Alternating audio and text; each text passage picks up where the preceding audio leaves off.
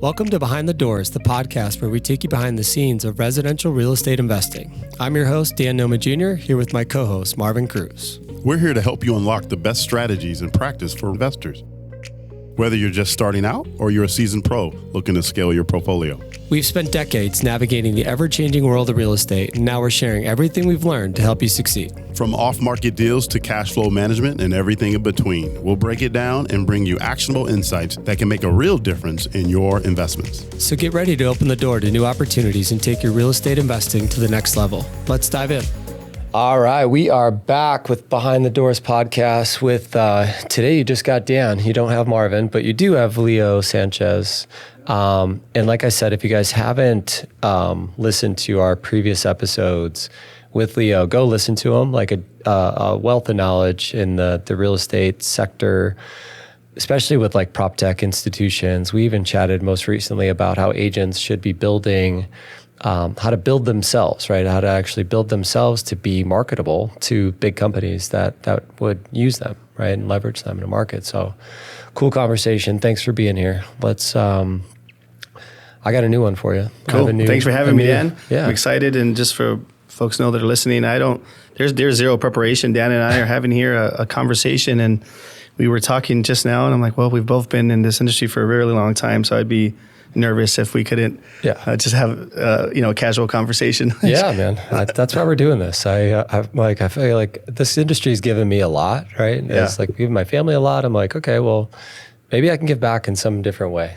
Free information to people that want to do this. And honestly, we don't sell anything, so There you go. I mean, it's just information. Hopefully you like us. But I've got one for you. So real estate agents, right? The real estate agent, the job of a listing real estate agent has evolved in the 20 plus years we've been doing this, but maybe not as much as it has like accelerated in the last 10 years. Like I've not seen it. And I'll tell you a story first. Like I'll tell you about my first listing appointment. So this will be fun. Going down memory lane. Oh my God, it was crazy.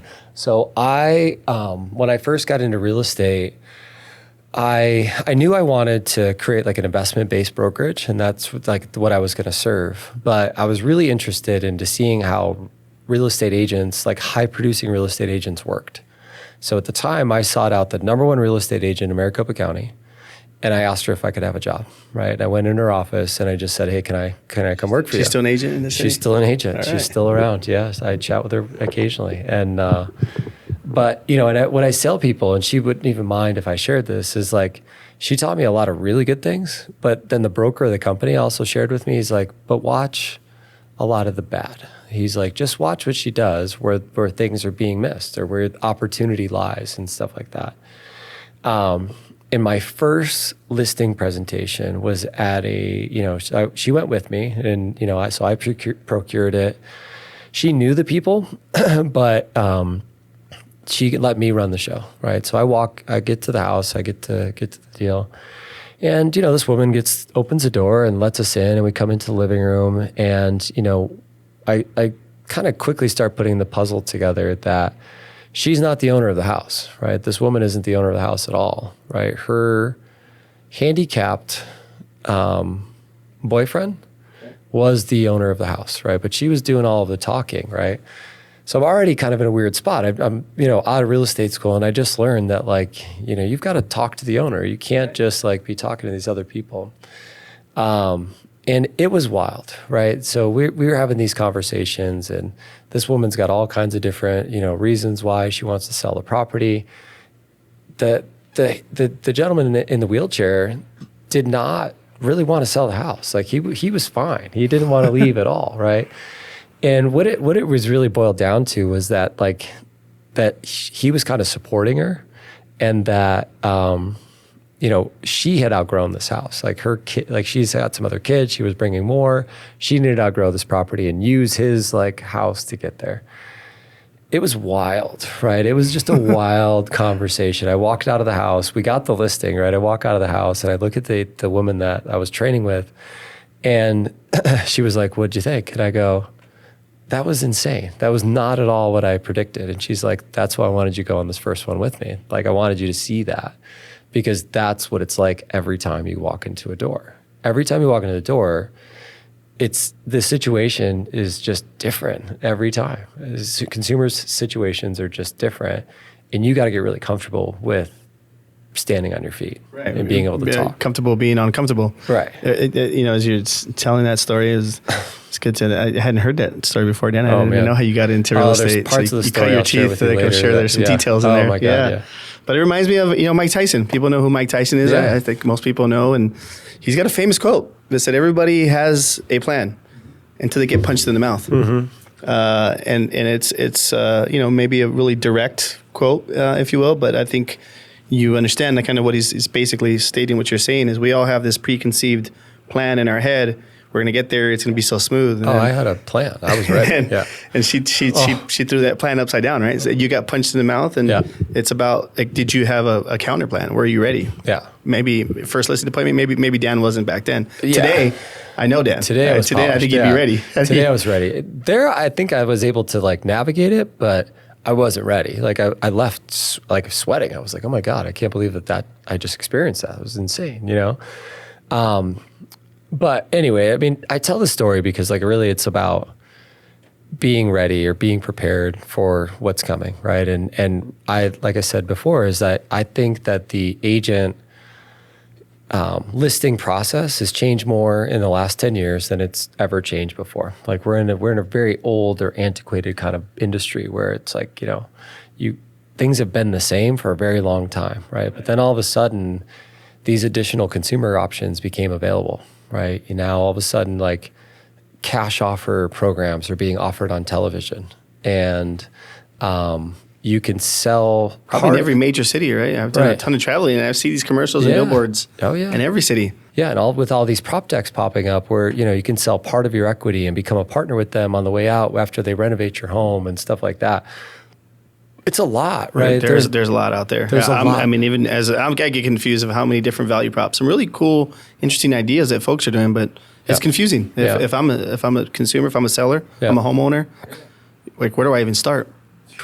Yeah, I mean, I think this is where the biggest opportunity lies for agents is that in times of tumultuous disruption, the cream will rise to the top. People will figure out what this looks like and how to actually do it. And, so I talk to a lot of agent groups, and when I speak to them, I say, once you hit a level of 100% transparency, where else do you go? And they look at me and they're like, what the hell are you talking about? And I'm like, well, if you share with the consumer every available option at the kitchen table at your listing presentation, haven't you been 100% transparent? Yeah. Okay. So if you don't do that, are you being not transparent? Right. Are you withholding some information? Are you leaving something that could be considered doubt, for the consumer? And sometimes some agents grab it, and some agents are like, what the heck are you talking about, dude? You're nuts. Why are you getting all philosophical, Dan? What's going on here? And I'm like, well, no, because I've actually experienced it, right? And you probably know this, but when I train a team, work with a team, whatever, I like to go out in the field at least a couple times a quarter, because I do think that things change that rapidly, right? And I actually have to feel what's happening in the market in order for me to help my team figure out how to position themselves, right? But I think what we most recently learned with the process, with all of these different options that were available, is I realized for the first time ever that I was the strongest option for my consumer. I could actually deliver all available options to them. I was the ultimate aggregator, right? And so when agents ask me, they're like, do you think real estate agents will go by the wayside? And I go, no, I don't think that they will. I think that their job is going to change. I think their job is changing right now, and they're either doing it or they're not, but they definitely have to lean into this concept that being the ultimate aggregator is their superpower, right? That is the ultimate superpower, right? It's companies like Opendoor, OfferPad, or Zillow, or whoever. They only have one option, right? It's this option. And they might have a couple variations of how they do it, right? But it's we got one option for you here. Do you want this? No. Okay, see you later. I can't help you. But the real estate agent can go get all of those options, right? And a go-to-market strategy, and understand your situation as like a home seller, and like you got to move fast or whatever, and then literally like pluck out the right thing and deliver it to you. And that, I think, just makes them super powerful. Yeah, it's all about providing options and convenience. And you notice in a lot of well-established household name companies, it's about offering convenience, and two, you got to be able to offer options. And so if I'm Leo and I'm just a regular home seller and I want to talk to an agent, I'm assuming that they're a subject matter expert and they know a lot about these things that are out there that I don't know about and what options are available. And if they prove to me that they do, then why not, right? Yeah. And here's when I tell people about our platform, Dan, and they're like, well, even when I, in my past life, I worked for an iBuyer. I was a founding leadership guy at Zillow Offers, and they say, well, that's not for everybody. Yeah. Like not why would somebody do that? That's dumb. Like why? And I never try to rebut anybody. Like that's the honest to God truth. You're right. Like that solution maybe isn't for everybody, but it is for a subset of people. And even if for a seller, maybe some agents are like, well, no, it's going to be a lowball offer, or they're not interested in that, or whatever. But the reality is how do you know? Right. How do you know it until you've put it in front of them? Right. And I'm been one of the things I've been most surprised by is our conversion is higher than I thought. So our like a cash offer option and for someone is the best option depending on their set of circumstances. Yeah, it's subjective, right? It's whatever. It's unique to them, right? Yep. And so, God forbid, as an agent, we think we know it all, and I'm going to tell you what's best for you. You're going to take this pill because I said so. Yeah. That's not a good approach. And I don't think anybody wants to be approached that way, even outside of real estate. Yeah, not anymore, Period. Right? Like everything we do as consumers, we get the value of choice, right? Like Travelocity blew up because it allowed transparency across the travel industry, right? Like you now can see every flight option at one place and just compare and contrast those literally right in front of you. Like Amazon. Yeah, you can compare anything you want on Amazon. I was going to say that. I do that on Amazon all the time. Right, and I think it's just as an industry, we've got to get really right on this, because if we don't, I worry that like real estate agents will start to dilute value to the consumer, right? And one of the ways that I can see that is like, if you were to go to sit with a consumer and you were to sit down and say, they asked you the question, like, what do you think about like Open Door? Should I get an offer from Open Door? Your response to that question is huge, right, as an agent. But most agents will just skate over it, right, or give them just like a modest answer to the question. And I think it's just like a critical, that answer's got to be on point. You got to have that answer. Like, what do you think about Homeward? What do you think about OfferPad? What do you think about, this guy? You're the expert. This guy saw on television. That's why I sought you out. You should help me understand. But you know what most agents' response to any of those other options than themselves is? Oh, you don't want to go do that. It's going to be too low. Oh, no, you don't want to go do that. It's too complicated. Oh, you don't want to go do that. It's this or that. Well, guess what? Like, first of all, consumers don't like to be told what to do, right? I don't know about you, but I still don't like that. And number two is like we as humans are wired, like this is actually a thing. And I'm like a mindset like guy. I've studied this a lot. Human behavior. We're actually like, we are wired to desire what we can't have. Like that's like in our natural instinct. Oh, I know that for a fact. Yeah. Right. I know that. Yeah. Right. All the things I want, I don't have. Right. Yeah. So if like my mom used to tell me to not go play in my neighbor's backyard. So what did you do? Well, the minute she left the house, I would go play in the backyard, like in the neighbor's backyard. I just wanted to see what was over there. What are you trying to hide from me, Mom? Right. Like, what is going on, right? We learned that at like a really young age. Such a good point. Like, so what do you think the seller's thinking when you're saying that's not a good option, or don't even consider that? Or, Yeah. Well, so, you should be able to support that if that's going to be your guidance and you're the trusted advisor. Why? Yeah. Right. People need to know why. And maybe they do or don't like your answer, but I'm aligned with you 100%. Yeah, and if I ask people, like I'll ask them, do you ever use Uber Eats, or do you ever use like DoorDash or Postmates or any of those like food delivery things? And they go, yeah. Do you use it every day? No. I mean, I use it when I need it. Like I use it when I have to have it. Oh, so you're saying that convenience is subjective. So sometimes you're willing to pay a little more, right? Right. So what you're saying is that convenience is subjective. So then how could we as like an agent community know in advance what the right solution is for people when we don't really know what's behind their doors, you know? And what's behind their doors a lot of times isn't what they told us on the phone, right? It's not until like you get into the transaction that you find out like this couple's getting a divorce or they've got to move because of relocation or, you know, all of those things. Like certainty matters in a lot of cases and people are willing to pay for certainty and convenience. Not in every case, right? But, you know, I read this statistic and I shared this the other day with somebody, like an educator in the space. 35% of consumers go to an alternative option. This is an NAR statistic. They survey everybody every year. They survey all home sellers and they try to aggregate as much information as possible. They said that 35% of consumers went to an alternative before contacting their real estate agent. So that means they went to like an iBuyer, they went to a cash offer option, they went to like a buy before you sell, they went to all of those different things. 35% of consumers did that before they contacted the real estate agent.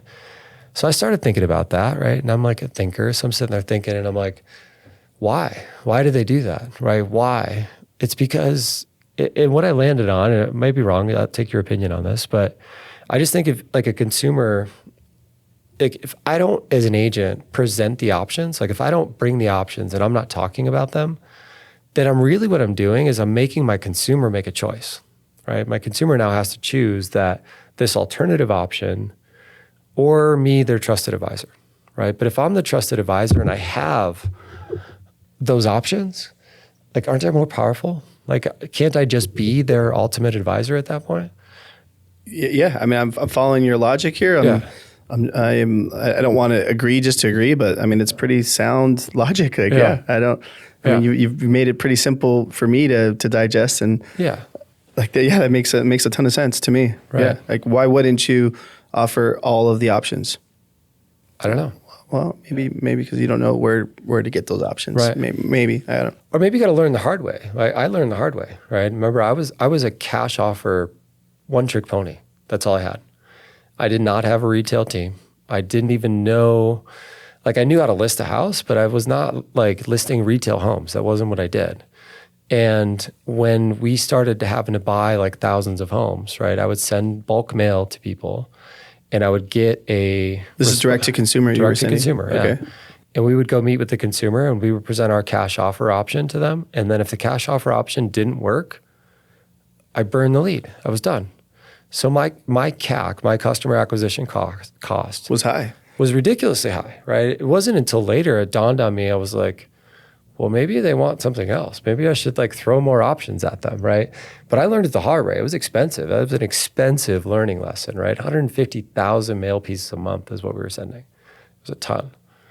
And the other piece that's incredible, like when you're working with sellers directly, is a stat that I learned at Zillow. I don't know where it's at today. I bet it hasn't moved materially, but it was in the 60%. Let's call it 65% for sake of this conversation. 65% of sellers are buyers, right? So now if you're coming to a seller and you've earned their trust there, well, then you've automatically earned their trust for their following transaction, right? And so there's two transactions in one.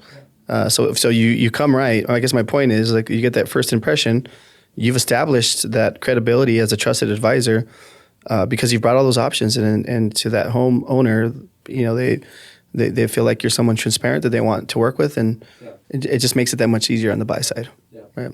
Yeah, I just think it's so valuable that an agent now has the tools to offer these additional options. Like most of the companies, they all work with real estate agents in some capacity. Yeah.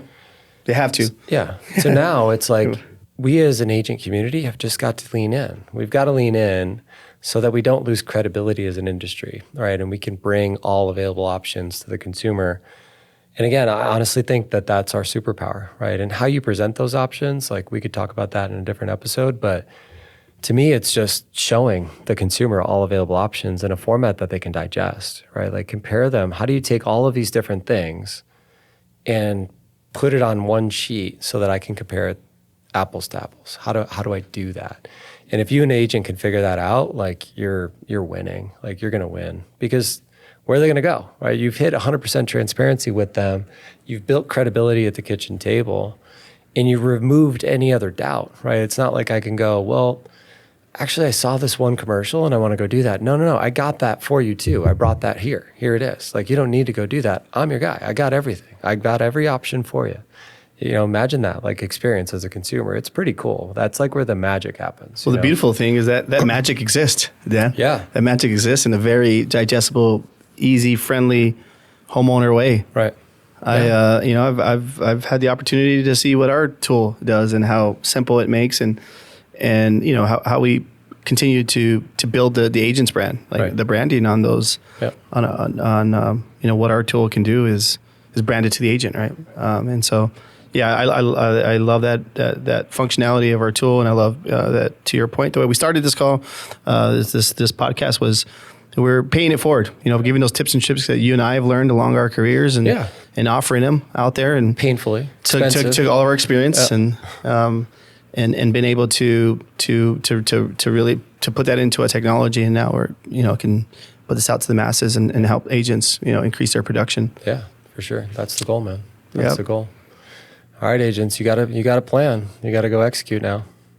Yeah. Thanks for having me, Dan. It was good. Good conversation. Thanks for being here. Thanks for tuning in to another episode of Behind the Doors. We hope you found today's insights valuable for your real estate investing journey. Remember, real estate success doesn't happen overnight, but with the right tools and strategies, you can build long-term wealth and create passive income. If you enjoyed the show, be sure to subscribe, leave us a review, and share it with others who are passionate about real estate investing. Don't forget to follow us on social media for more tips and exclusive content. Until next time, keep unlocking new opportunities, and we'll see you on the next episode of Behind the Doors.